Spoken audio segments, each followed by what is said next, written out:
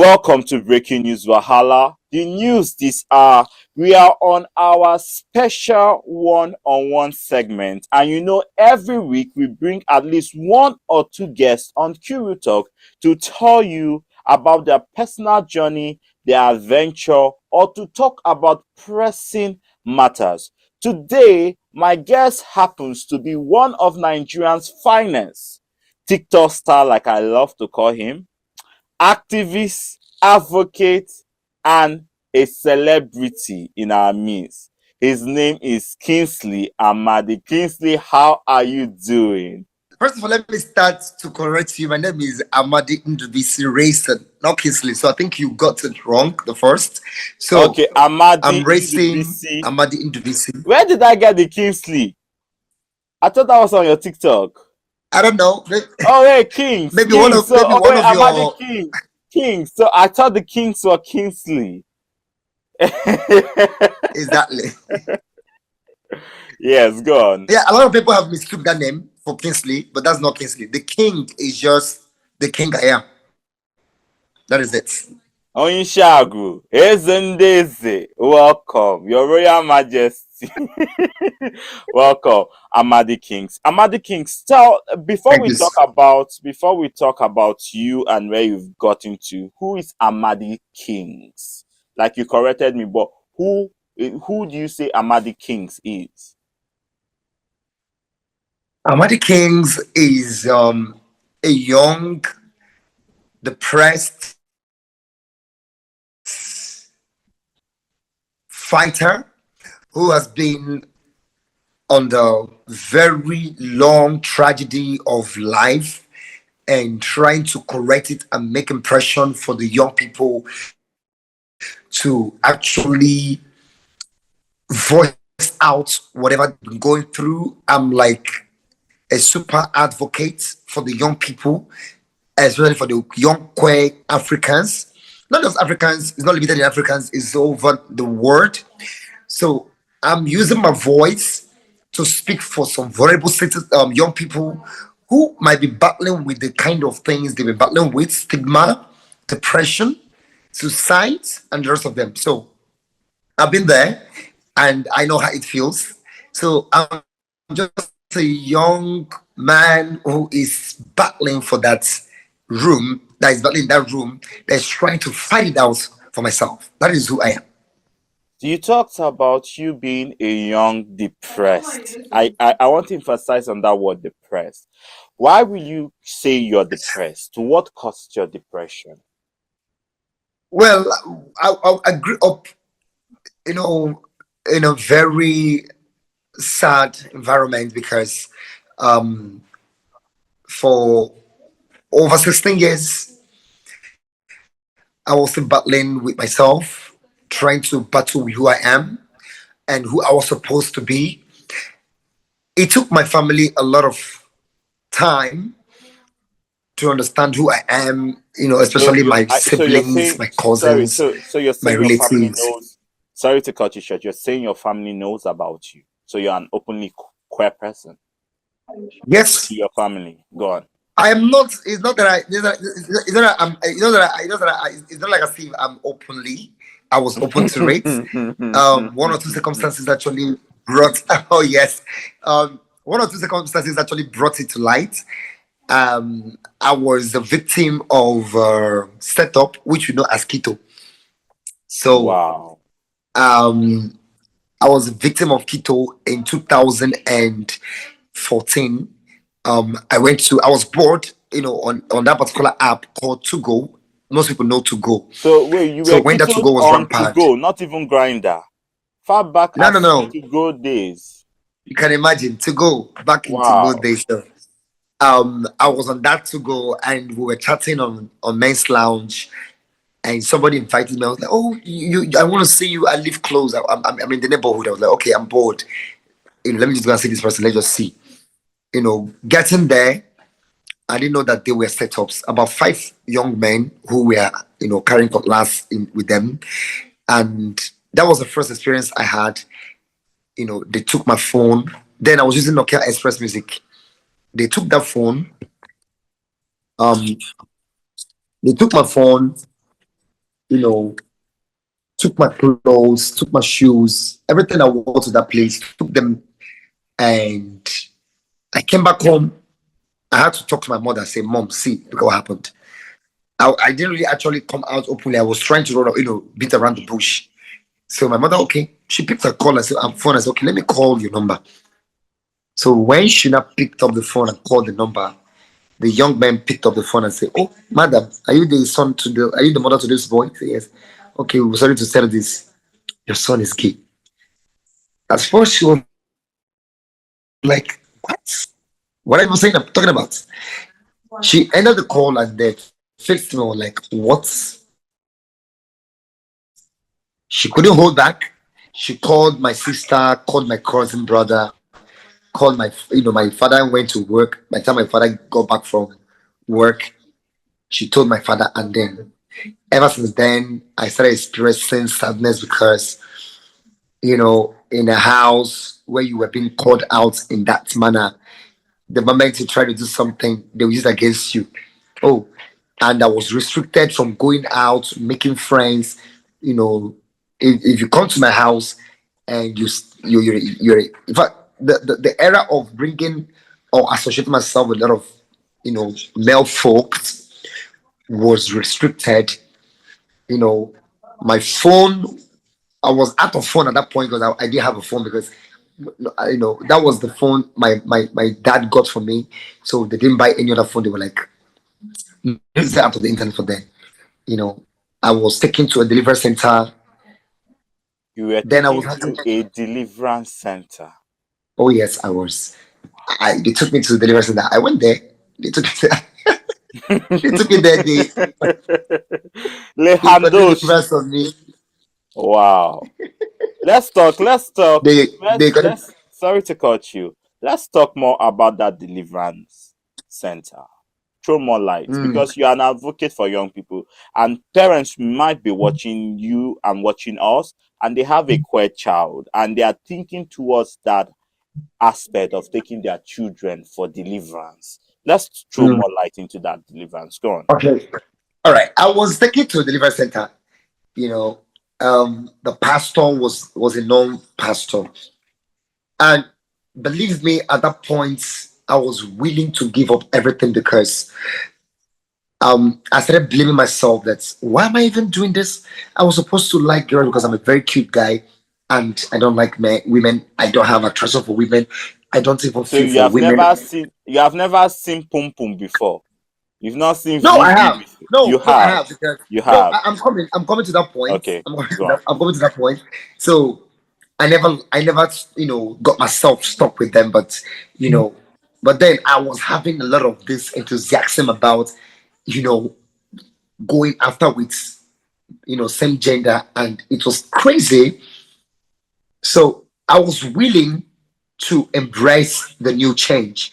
So I was asked to go on a deliverance section, um, on a fasting section, 6 to 6 for 21 days, and I obliged. I took it. I really took it. I was in a deliverance section, for on a fasting section for 21 days. I fasted. I was praying for God to deliver me. The Israel spirit to leave. So on the D-Day, which was the deliverance day, it was on a Friday night service.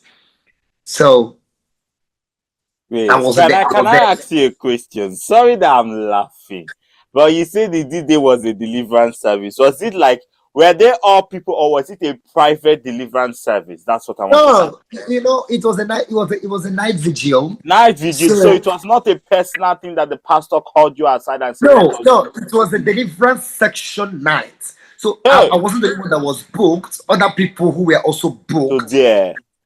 was there Were too. all of them all queer persons or No, no, no, each no. person? People Okay, with no, no, no. People with and different issues. with different issues. Thank you. Go on. So, they were all with different issues.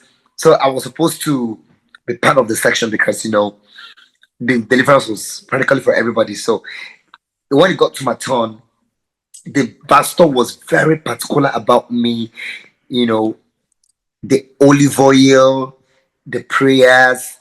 they were like, you need to pray against homosexuality, spirituality, and then I was there, the prayers. Did he say it out to the congregation so the congregation knew what they were praying about for you? Um, of course, it was just him, not just to everybody. He knew, the assignment was for him. So, it wasn't like everybody pray.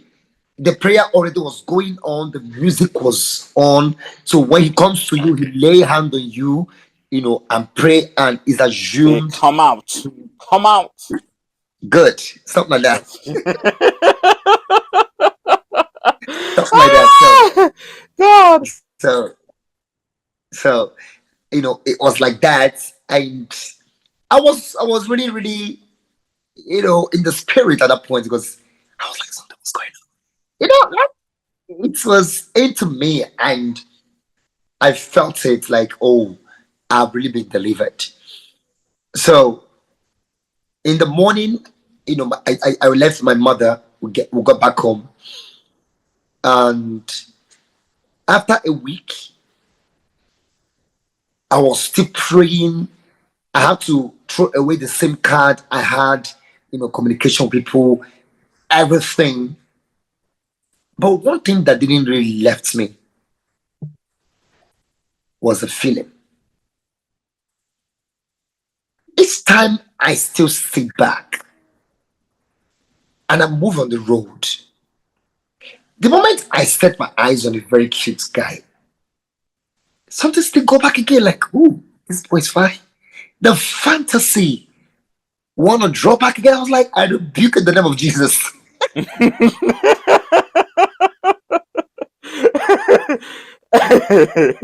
Ah, oh, shiver I, out. will- I rebuke in the name of Jesus. And it went on and on and on and on. And I was battling with myself for real because I was battling. I was fighting it. I was trying to overcome that situation because it was a terrible situation for me because at that point in time, I was trying to do everything that needs to justify my actions that, oh, I'm truly delivered. So for over 6, 7 months, I was living in my lies. Because in as much as I know that that wasn't me, this is not who I am. Who I am is still a me. But anytime I try to be like I overcome in the name of Jesus, I rebuke in the name of Jesus. Sometimes I have to run back to the pastor and say, this feeling is still there. Hmm. I'm not. I still see men attracted. Attracted, sorry. Got you. So he was like, okay, that I need to keep praying. So a friend of mine, a very close friend of mine, my best friend, he is not queer, he is straight. He's not a straight, he's a heterosexual. The word straight is not really necessary because all of us are straight, nobody's bent. Mm-hmm. So I spoke to him about it and I said, look at what I've gone through. Look at the process that I am now. Look at this. Okay, there is a girl he will introduce me to. He said, what kind of spec of girls? I said, I like slim, black, cute, fine girls. Okay, he was okay. He has a friend he was going to introduce to me. He got me introduced to the girl and we started talking. We started lying, started seeing. I think the first sexual intercourse I had with a female was the one. It took her, it took me a lot of sensation. For me to get erection, I need to think about the last person I mated, which is a guy, right? So I needed to, I Got need to you. think, So I need you to have to have that pictorial vision that you are beautiful. I need to. having It needs to reflect a guy. over my head again, so that I can actually get that sensation. So I've I was actually, into sorry to cut you short, I've actually heard people who say, okay, maybe if the girl looks like a tomboy, then they mm-mm. can have. No, Yours no. was different. I don't like my girl being a tomboy. I like it being a cheeky. You So need to you be a like all the sister, makeup, all the hair, all the. beautiful. I need to Got see you. you look like a real woman. You need to give me that woman look, So will you consider right? yourself a bisexual or will you consider yourself now gay? Now, I consider myself. Now, the basic thing is this: my sexuality is not just about sex. Got you. So it's not about the penetration. Yeah, it's not about the penetration. It's about what I feel inside of me. It's about the If, attraction too. about the attraction. So I can tell you that almost all the people I was meeting at that point in time, I was literally 17, 18. I wasn't having any sexual intercourse with some of those people. I just want to meet them. I just want to be their friends. Sometimes I just want to see them naked. I just want to see them looking sexy. Like that beauty. Like before I get close to you as a male, you need to be extremely cute. The beauty becomes my attraction to you. So it's not Mm, like as if any kind of person I see, I get attracted to. No, no, no. There are some um certain specs. qualifications, certain spec I got to see in you. Something I need to. So it also has to do with a lady. If you're a lady and I get close to you, you smell, you have full smell, automatically I deserve myself from you. Same thing goes to a guy. Like if you don't smell nice, we're not friends. Mm, Like I think it, yeah. everything that comes out from you have to smell good. So my sexuality was not about the penetrative whatever blah blah blah. No, no. It was about the look. So I was particularly, and I told my friend that in as much as I'm into this lady, but inside of me, something else inside of me, I don't feel anything for this person. She did all she did to get my attention, but no, I don't. Like, if I'm sitting here with this fine, young, cute guy, like, we can spend all the whole day talking. But if she's here, we can just spend like 2 seconds or 10 minutes. Yeah. You know. But then I knew I was fighting with my demons. But I knew it was just only me that understood myself perfectly and not the other way around. The people wanted to see me because they wanted to see me, trying to act all holy, all this and all that. I became a real church boy. Like I was literally going to church almost every Sunday and weekly activities. But the truth of the matter is this: I still see myself that I'm not feeling this whole thing. I'm lying to myself. Because the moment I step out of that church and I see a fine cutie, I'll be like, oh, you're cute. I need to stare 2 times. Like, oh, you're cute. The way I stare at that cutie is not the way I stare at the girl. So I don't stare at the girl that way, but I stare at the boy that way. So I knew that my problem was not religion. My problem was not spiritual. My problem was me accepting myself for who I was and not for who the church or the pastor or my mother or my father or my relatives wanted me to be. So I had to do myself a favor. And the favor I needed to do for myself was embracing myself. And how Was did you embracing come? myself. How did you come to that? You just transitioned from where you were ketoed, you had series of crises, to where you wanted to do anything to regain the trust and the love of your family. And now you Mm. see yourself going through this religious spectrum where you're in church, being a church boy. Now, my question is, how did you personally find yourself to embrace who you are? For those young people watching us, how did you find yourself reconciling your faith and your sexuality? Are you still a Christian or you're not? Let me ask first.